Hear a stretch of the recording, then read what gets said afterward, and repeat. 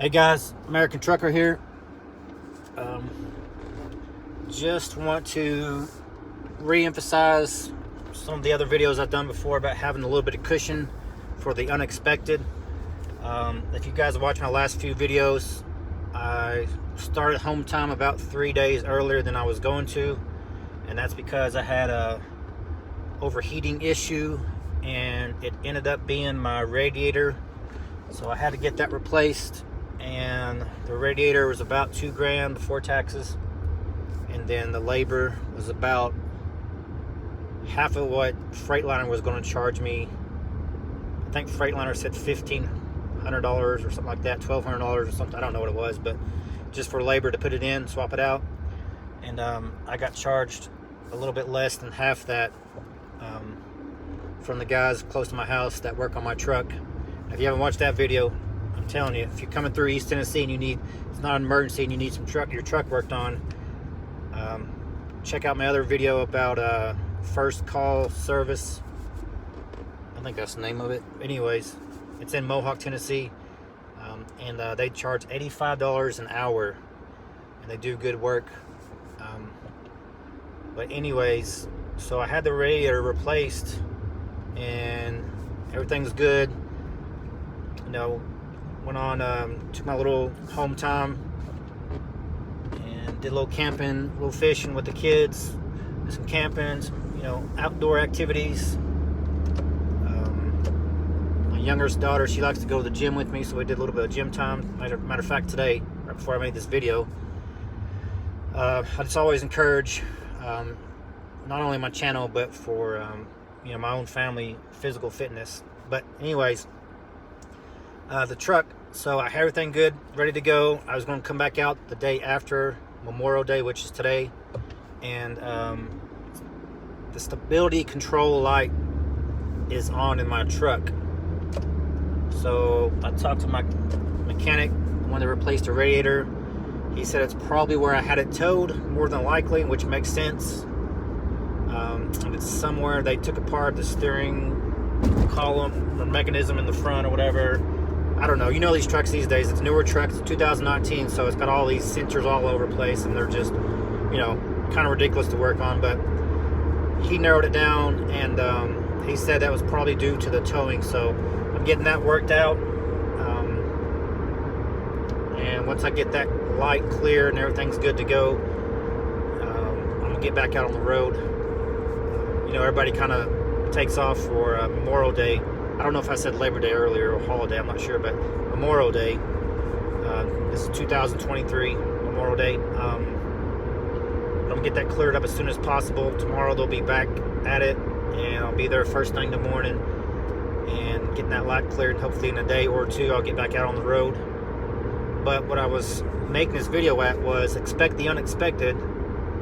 Again, I don't say this in a bragging way, but I have to mention this a lot in most of my videos because it makes a huge difference. My truck is paid off, so I'm not feeling that deep cut, you want to say, where if you come off the road and you're not really intending to, or if you have to stay home longer than you mean to, that you planned for or budgeted for, because I don't have a lease payment. If you have a lease payment, so this whole last week I was off, I went less than $300. That's what it cost me, less than $300 to be off for a week. But I don't have a truck payment, an APU payment, all that good stuff. If you lease with Prime, you're looking at a $1,500 or so, give or take, a week, every week that you take off, that you're going to have to make up when you go back out. So your first $1,500, basically, if you took a week off and it cost you $1,500, because mostly the lease payment and payment and APU, and then all your insurance and all your other fixed costs, you got to make that up first before you even start making the money. And then you got to be paying for the week that you're currently in at that moment. So you can get behind really quick is what I'm saying. So taking too much time off is definitely not ideal if you plan on coming to any company, in my opinion, and leasing and you have high fixed costs. Or if you went out and bought one of these really high trucks at a real high interest rate, sorry if the camera falls, I'll hold it.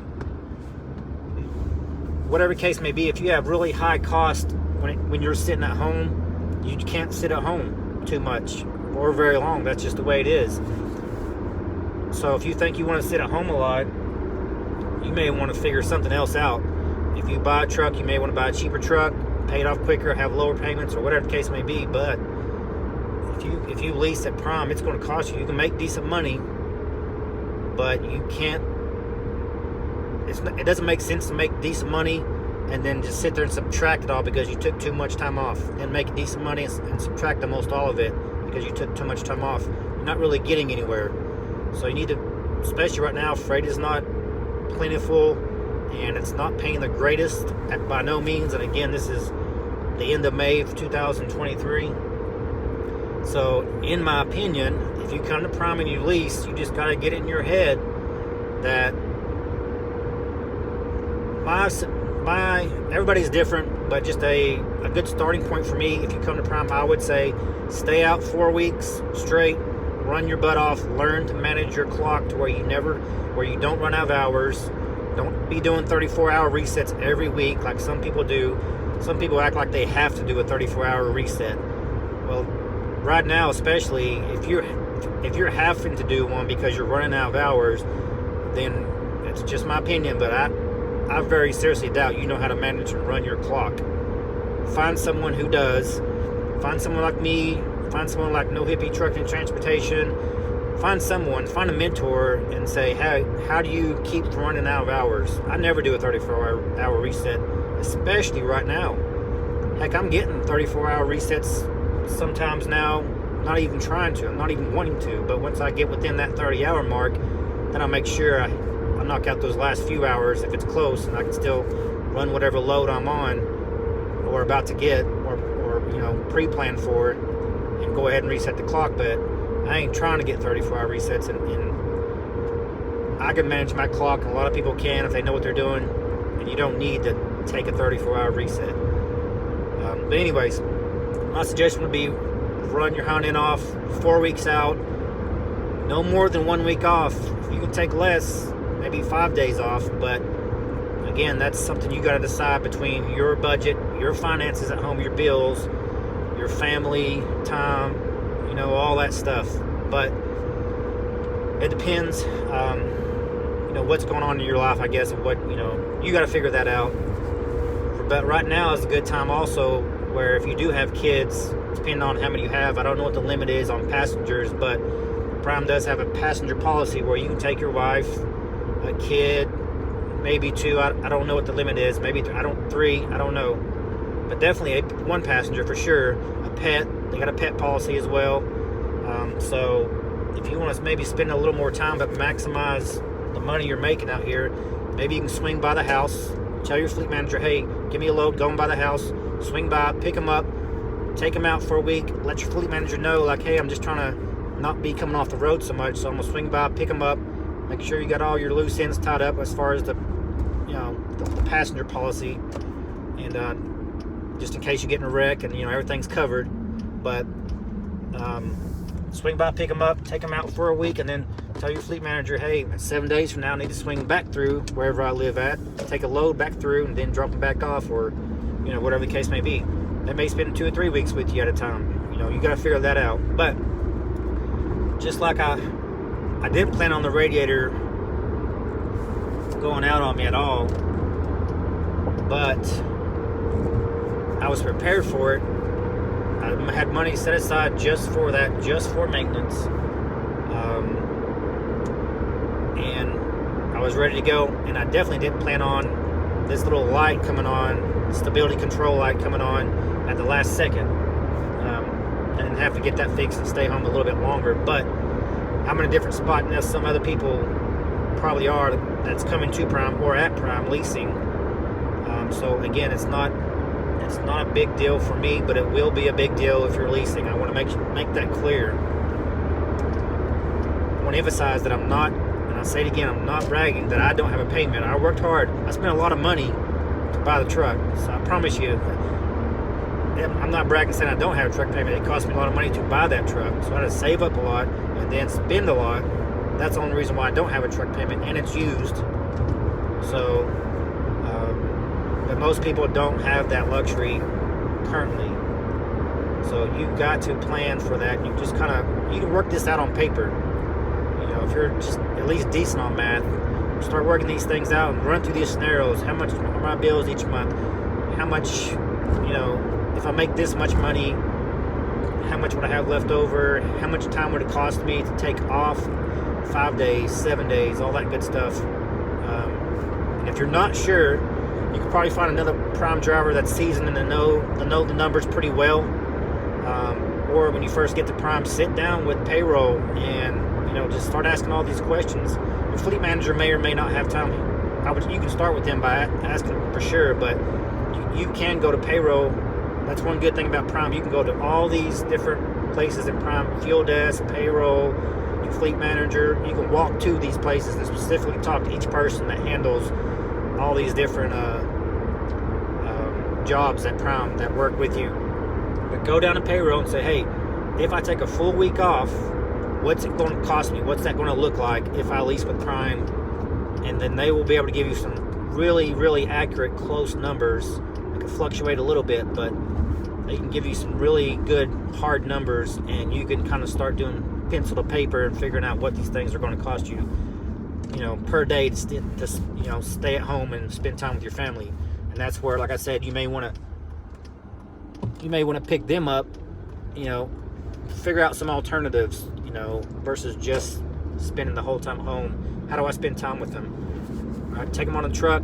Again, if they have the availability, maybe your wife works, maybe she can't, or if she doesn't, or kids or whatever, maybe you can take a load, pick them up, take a load to, you know, Dallas, Texas somewhere, and do like a little vacation, and then tell your fleet manager, hey, once I get to Dallas, I'm going to take 3 days off, right? And then spend a little time with them. Rent a car, you know, call Enterprise or something like that. They'll bring a car to you at a truck stop, drop your load off, drop your trailer, park your truck at a truck stop. You can stay in your truck, rent a car, run around Dallas, do some sightseeing, vacation, go to SeaWorld, Disney World, or whatever the case may be. Wherever it is, do like a 2 or 3 day mini vacation, and then jump back on the truck, take another load somewhere. And then maybe however long you can do that for, that's a way you can spend time with them. And then at some point in time, you can take a load back through home and drop them back off, and then either you take time off then or get back on the road, or, you know, just kind of think outside of the box. Don't get so pigeonholed and I gotta be out there, work, come home, be out there, work, come home. You can involve them, like I said, especially during the summertime. You know, if the kids are out of school or the wife doesn't work or whatever the case. But anyways, maximize your time as well. You know, that's my suggestion, which, you know, I'm not a, you know, family counsel or anything, but while you're out there on the road, plan some things for when you come in for 5 days or 7 days or whatever. You know, me personally, I like to spend like a whole 24 hours just kind of resetting, but I'm a little bit older, and it's just, you know, being out there 4 or 6 weeks at a time, it kind of wears on me a little bit. I can handle it, but I like to have 24 hours reset and then, you know, do stuff after that. But plan stuff while you're out running loads. Have your wife, girlfriend, kids, or whatever plan some things they want to do, and then when you get back, you're not trying to figure it out. You already got it planned out, and maximize your family time. You know, that way, if you, the old thing is, you may not have a lot of quantity, but you make quality time with the family. So anyways, and maximize your money. Like I said, if your bills are high or whatever, and you don't have a lot of cushion, then there's all kinds of things like camping and things that don't cost a lot of money, fishing, you know, things like that. But the bonding time, you know, that's free, whatever you do with your family, and that would be my suggestion. And that would make it easier on everyone when you're away, and, you know, they'll kind of look forward to you coming home even more than they already do, things like that. But anyways, now I'm kind of rambling. I went from talking about the truck to, you know, family counseling, I guess, but marriage counseling. But that's it, guys. So I'll hopefully get back on the truck here pretty soon. And then, if you stuck with me for this long, and I'll mention it in some other videos, but I'm going to be starting another YouTube channel.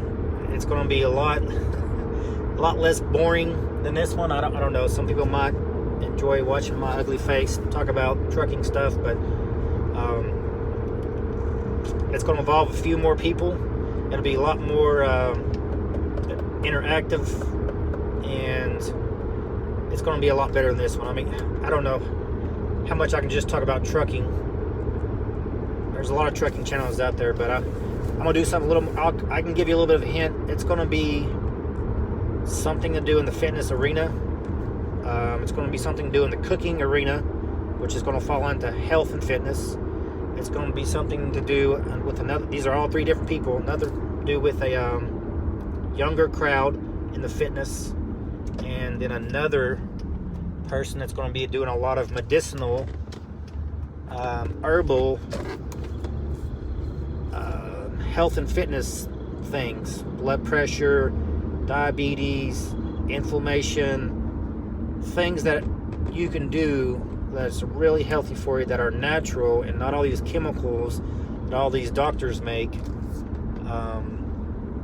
that they make a lot of money off of, billions of dollars every year on making some kind of chemicals that kind of mask the problem a lot of times, and they don't fix the problem. They just attack the symptoms, but the problem stays there long as you take that medicine, but they never really go away. You never really fix it. So I'm going to do something a little different and not make billions of dollars, and explain to you guys and show you guys with the help of an expert in this field. Actually, I'll go ahead and tell you, she's my oldest daughter, and she is knee deep into herbal medicines and medicinal medicines that you literally can find out in the woods, make yourself, or she may later on, she's looking into starting her own business, but getting back to a natural remedy before, all these drug companies decided, hey, we can make all these synthetic crap. We don't care if it causes people cancer or not. They'll see a little bit of results and they'll buy it, and we'll make billions. And then we'll ride off into the sunset in our yachts while they suffer when they're 60, 70 years old of cancer because they took this pill that ate their liver up, or, whatever the case may be. So God put everything you needed, in my opinion, on this planet for all these elements we have. For the most part, if it can be cured, there's a plant or there's a protein or there's something out there that can help you fix a lot of these problems. But if they're not really easy to pump out and make, and they take a little bit of effort to go out into the woods and gather up, or whatever the case may be, or make your own tinctures or medicines and stuff, that's not really profitable. So these major drug companies, they like to resort to the synthetic stuff that they can just throw in, mix some stuff up, and worry about the long-term side effects later, as long as they get you to buy the medicine now. So anyways, so that's going to be part of it. Cooking, which is going to be a diet. I got an expert, in my opinion, in health cooking, healthy cooking, and then a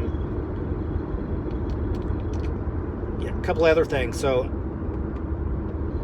if you watch my channel, you'll probably know that I'm pretty docile most of the time, but I'm a very athletic person in my mind, and I'm very competitive. I grew up competitive, and I do like extreme sports. So I'm going to show you some extreme sports, and I'm going to show you a lot of alternatives to regular weightlifting in the gym. Now, this might be a little bit harder for truckers. That's why I'm not going to do it on this channel. That's why I'm starting a whole nother channel. Truckers will be able to do some of this for sure. It's just that some of this stuff is going to require a little more, access, or maybe when you're on Hometime if you are a trucker. But there's going to be kind of beginner stuff, intermediate, and then higher level stuff, I should say, on some of the stuff I'm introduced to. But a lot of health and fitness things that don't involve just lifting weights on the treadmill, your traditional stuff that you see all the time. There's millions of videos out there, but what I've found out over the years, in my opinion, is when I push myself the hardest is when I'm competing or doing some kind of sport, and I don't even realize it. Basketball, soccer, these are going to be abnormal.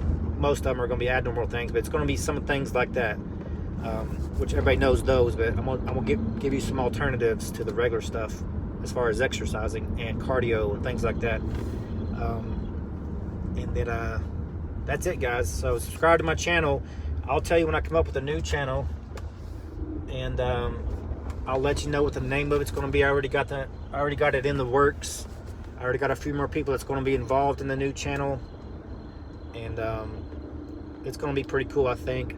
My wife is actually going to do some editing, so it won't be as boring and as unedited and terrible as these videos that I've been doing as far as the trucking. But I'm still going to do trucking as long as I'm driving a truck. I'm still going to do trucking, but I'll also do a different channel as well. If you're interested in that, I'll tell you what that is, like I said, when I get it up and going. That's it. If you want to subscribe, do that, and then I'll tell you more about that later on.